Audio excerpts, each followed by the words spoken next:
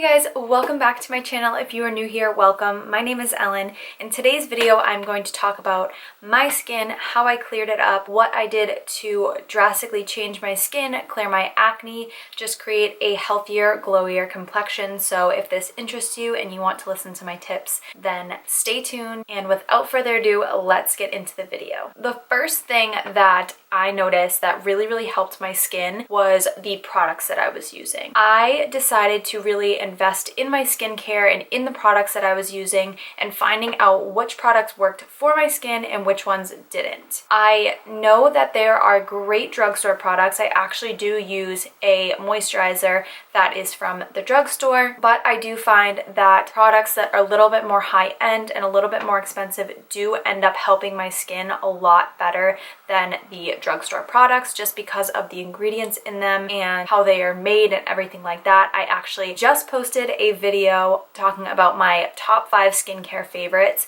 So if you guys want to check that out, I will talk about some of the products that I am using in that video. But I do think that you need to kind of test out products, see what works for your skin and see what doesn't.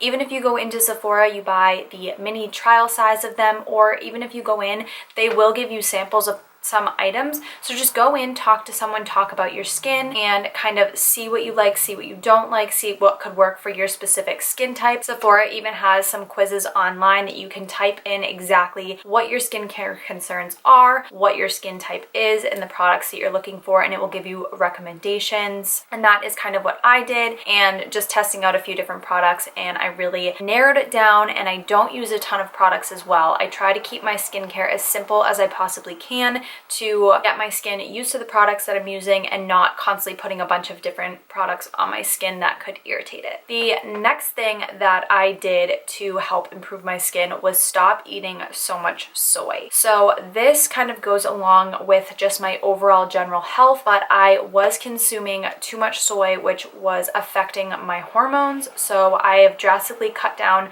on the amount of tofu that I eat and the tempeh that I eat and kind of just the mock meat products. And I have reincorporated having some meat into my diet, which I do think has helped as well. I have tried to just balance out what I'm eating, have a little bit of everything in moderation and not overdo it with anything that I'm eating. But soy is by no means bad for you, but you do have to eat it in limited quantities, because if you eat a lot of it, it can affect your hormones because it does have estrogen in it. Basically, it is an estrogen product, if that makes sense. So I have cut that out. So I have definitely reduced the amount of soy that I'm eating. And I think that has helped to reduce the amount of hormonal acne that I have. I do, if you can see as I'm talking about a skincare video, I do have a small pimple right here that just popped up. I'm assuming it's probably going to be my time of the month soon. So that probably is hormonal acne, but it is nothing like my skin was before. I had acne all up and down here, which all are signs of hormonal acne, and it was just so bad I could not get it under control. And I feel like reducing the amount of soy in my diet has definitely helped with that. I will still get obviously pimples here and there. My skin is not perfect by any means, but it has definitely improved. Another thing I have reintroduced into my diet, I did take a break from it because I didn't know if they were working or not, but that is probiotics and digestive enzymes. So a lot of what happens on your skin is from what is going on inside your body, and your digestive system is a huge factor in what happens outside on your skin. So if you have really bad digestive issues, chances are you will get some issues with your skin. Not everyone, but I know that mine is super sensitive, that when I'm having a lot of digestive issues, then my skin flares up and I do get pimples and I get just irritation all over my skin. So I have reintroduced probiotics and digestive enzymes into my diet to try and help with my digestive process and help reduce the amount of acne and inflammation and irritation on my skin. Another thing kind of going along with diet is I have reduced the amount of artificial sweeteners in my diet. So I do still have things here and there, but I was drinking a lot of diet soda, so like Diet Coke. At first, I didn't think I really had any issues with it, but I did notice that when I was drinking it more and when I do have it, my skin does tend to break out. I will still have stevia in the more natural forms of sweeteners, but the aspartame and those type of artificial sweeteners definitely do increase the chances of your acne. So if you are having a lot of diet sodas or a lot of artificial sweeteners in your diet and you are having difficulty with your skin and acne, try cutting it out even for like a week or two, or start out with a week and just kind of see if your skin improves. And if it does, that could be an indicator that that is something that is causing acne on your skin. The next thing that I have to talk about is cleaning your makeup sponges and brushes. This one I definitely do need to get better about and do it more often, but a lot of the time, if you're not cleaning your makeup sponges and your brushes, it will harbor bacteria inside of it, especially, so say that I have this pimple right here and I did use my sponge on it today.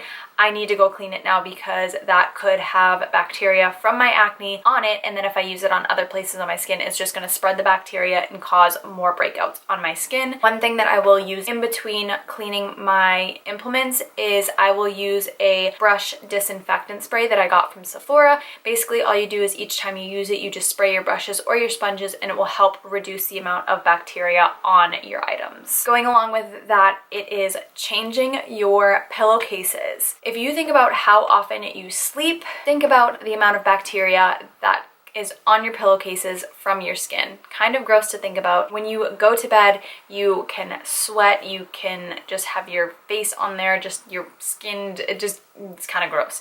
So make sure you are washing and changing your pillowcases at least once a week or every other week. I need to get better about that as well. Sometimes I forget, but definitely I've noticed when I do change my pillowcases that my skin will get better. And then if my skin kind of starts breaking out again, I know it's time to change my pillowcases again, wash them, and kind of just get rid of any bacteria stuck on them. The next tip is kind of a no-brainer, but I feel like some of us do forget or we get lazy, but that is taking your makeup off before going to the gym and working out and before going to bed. So especially with going to the gym and working out, your skin naturally sweats and excretes toxins from your body. If you have makeup on your skin, it is just going to trap that bacteria inside your pores, and that is going to cause breakouts. So you want your skin to be able to breathe and just sweat freely, and then afterwards when you wash your face, it will get rid of any of that bacteria that is on your skin. But if you do have makeup on, it's just going to cover your pores and essentially clog them. And then going to bed, going along with the pillowcase thing, if you are wearing makeup to bed, you are going to have that bacteria from the day and from your makeup that's going to get on your pillowcase. So then the next time you go to bed, even if you do take off your makeup, those bacteria are still on your pillowcase. Go to bed. Nighttime is the perfect time for your skin to rejuvenate itself and just reproduce new skin cells. So when you're going to bed, take off your makeup, girl. Just take it off. I promise you, your skin's gonna thank you. And the last tip that I have for you guys, again, super no-brainer, but this is your reminder if you're not doing it, and that is to drink water. I notice a huge difference in my skin when I'm not drinking enough water and when I do. One tip that I can have if you are having trouble or if you just don't like water or you can't drink enough of it is to put a little bit of lemon juice in it and even adding a little bit of stevia. Don't use a lot of it because, like I said, with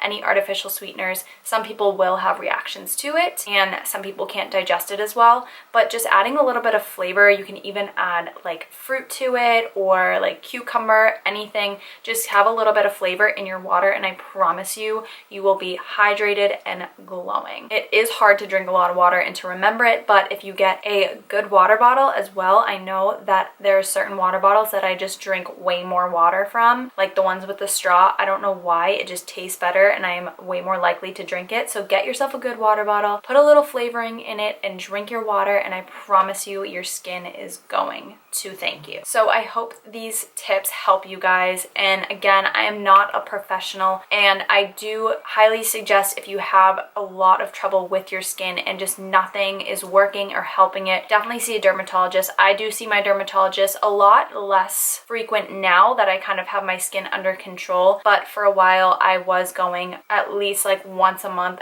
or every other month. I was on medication. Trust me, I tried everything. I tried every topical cream that you can think of. I tried medication, just endless things. Nothing was helping. And I finally got to a point where my skin was more under control, and then I implemented all of the things that I just talked about, and I have seen such a huge result in my skin. And one more thing I forgot to mention is sleep. Sleep is so important for your skin and the health and the condition of your skin. I know when I sleep like a good 8-9 hours a night compared to when I sleep like 5 or 6, my skin looks completely different. The nights that I don't get enough sleep, I wake up with new pimples, my skin's irritated, it's just drained and fatigued looking, and then when I get enough sleep, I wake up and my skin is just like so much more healthy and glowing, and it just looks so much better. So prioritize your sleep, prioritize your water, prioritize the products that you're using and the cleanliness of everything, and I promise you guys, you will see